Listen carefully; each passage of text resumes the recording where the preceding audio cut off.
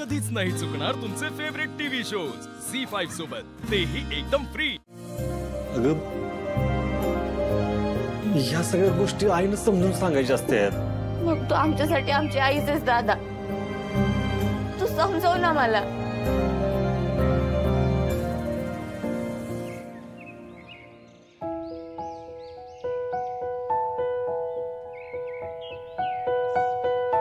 भागे तुला तुला नाना आलंय म्हणजे काय झालंय? पोटात आजार झाल्यावर असं होतं का? हे आता कधीच बरं नाही होणार का दादा? दादा वाईट असतं का? अगं नाही बाळा, वाईट नसते। उलट याची एवढी सुंदर गोष्ट ना, एखाद्या मुलीला आयुष्यात दुसरी कुठलीच नसते। आणि तुला जे कळा मारतात ना, त्या कळा नाही येत, त्या कळ्या आहेत त्याचं उमलून फुल झालंय। भाडा तू मुलीची आता बाई झालीस। निसर्गानं तुला ना बीज भेट दिलंय, ज्याला उद्या अंकुर फुटतील। आणि निसर्गानं तुला आज नव आयुष्य जन्माला घालण्याची शक्ती आहे ना, ती ओठीत भरली। म्हणजे मला आता त्रास रोज होणार? अरे नाही बाळा, रोज नाही त्रास होणार, महिन्यात ना फक्त 4-5 दिवस होईल। म्हणजे हे बघ, वसंत ऋतू येतो ना, तेव्हा जुनी पानं कशी झडून पडतात आणि त्याला नवी पालवी फुटते। ती जुनी पानं झडून पडतात तेव्हा ती पडत असताना त्यांना त्रास होतो ना, तसंच काहीतरी तुला बी त्रास होतो। तुझ्या पोटात कळा मारतात, रक्त बी येईल। ते त्रास आहे ना, ते त्रास सहन करायचा आणि स्वतःला सांगायचं, हे माझं बाईपण आहे, मला देवानं लई मोठी शक्ती दिली मातृत्वाची। बाई पण भारी असतच की ग, पण एखाद्या बाईला कोणतरी जन्म द्यायचं वरदान लाभतं ना, तेव्हा तिच्यातलं बाई पण आहे ना, ते जगातलं भारी होऊन जात। तुम्ही एवढे खुश काय तुझ्यासाठी? मी काय केलंय? अगं भागू, तिला पालवी फुटली। म्हणजे दादा तर मला बोलला की तू मोठी झाली। अगं फक्त मोठी नाही झालीस तर आता तू बाई झालीस। आता तुला स्वतःची काळजी घ्यावी लागेल। पोटात दुखलं तर काय करायचं ते लक्षात ठेव, हा?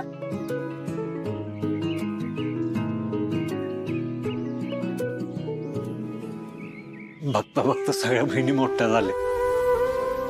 आज घरी होतो म्हणून बागी मोठी झालेली कळलं, तरी बाकीच्या तिघींनी तर आपापसात बोलून घेतलं, स्वतःच्या प्रश्नांची उत्तर स्वतःच शोधली। पण आज कळतंय त्यांना किती त्रास झाला असेल। बागीच्या मनात तिला जे काय होतं त्याच्याबद्दल भीती बसली तर? नाही बसणार। बागे, तुम्हाला एवढं चांगलं समजून सांगितलं, मग कशी बसल?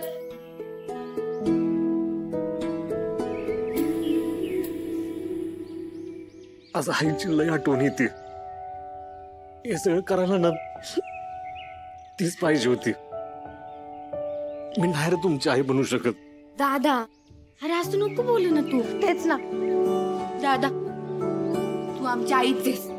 अरे आई पण करू शकली नसती ना एवढं केलंस तू आमच्यासाठी।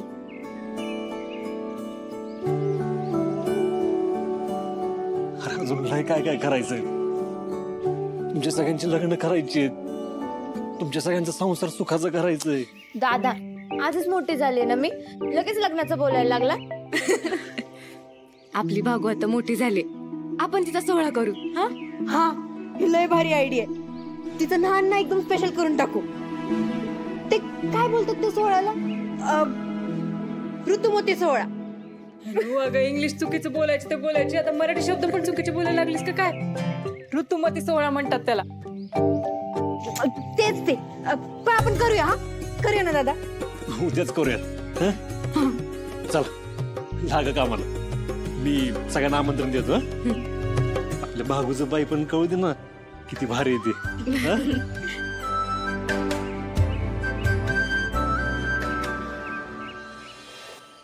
मला सोडून निघून जाताना तुला जरा सुद्धा काय वाटलं नाही का ग?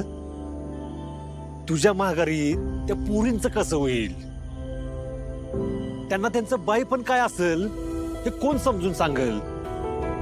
ते नाणं आल्यावर ती किती आनंदाची गोष्ट असती, त्याची जाणीव कोण करून देईल? याचा जरा सुद्धा विचार आला नाही का तुझ्या मनात? अगं आज तू असतीस ना तर तू भाग्याला समजावलं असतंस. तू तिला प्रेमानं गोंजरलं असतंस. तू तिला पोटाला मालिश करून दिली असतीस. तिला कुशीत घेतल्यावर ना तिच्या सगळ्या वेदना निघून गेल्या असत्या ग. पण तू तिथं नव्हतीस ना. तू नव्हतीस त्यामुळे मला तिची आई व्हावं लागलं. लय घाबरली होती ती. पण मला ना तिच्या मनातली हीच भीती मला काढून टाकायची. बोल सूर्या. हॅलो, ते घरी कार्यक्रम ठेवला होता, तुम्ही आला असतं तर बरं झालं असतं. कसला कार्यक्रम? भाग्याच्या आयुष्यातली आनंदाची गोष्ट आहे, साजरी करायची होती. अरे वा वा वा वा, कसली आनंदाची बातमी. मग आम्हाला तरी कळू दे. कुठल्या परीक्षेत पहिली बिली आले काय ती? नाही तसं काय नाही झालं. मग गावात कुठं पळणे स्पर्धा होती काय? नाही म्हणजे तिला पळताना पाहिलं ना आम्ही, चांगली पळते ती. नाही डॅडी, त्यातलं काहीच नाही झालं. ते भाग्याला नाणं आलंय. भाग्य मोठी झाली अहो, आणि या सगळ्याची तिला भीती वाटायला नको. हे सगळं बाईसाठी किती चांगलं असतं, आणि बाई पण ही किती आनंदाची गोष्ट आहे. तिच्या मनात रुसावं ना, त्यासाठी मी सोहळा साजरा करणार. आत्याला सांगितलंय, ती येतो म्हणले. तुम्ही पण हे आशीर्वाद द्या. आम्ही येऊ की. तू एवढं प्रेमाने बोलतोच म्हणल्यावर आलोच पाहिजे. कर तू तयारी कर, आम्ही आलोच. हा चाल. हा काय झालं? आवडॅडी, तुम्ही लय डोक्यावर चढवून ठेवलाय त्या सूर्याला. नको तिथं काड्या करायला लागलाय. परवा पण चरणोबतांच्या घरी आलाय आणि सगळा धिंगाणा झाला. त्या दिवशी पण आहे ना, सत्यजित आणि तुळजाचं लग्न तुटलं असतं. मग आता त्याला तोडू. लोकांच्या घरात काड्या टाकून स्वतःच्या घरात सोहळा साजरा करतो काय? आज असा सोहळा साजरा करतो, हा सोहळा त्याच्या लक्षात राहील आयुष्यभर. झी5 ॲप डाउनलोड करा आणि पहा सर्व एपिसोड्स एकदम फ्री.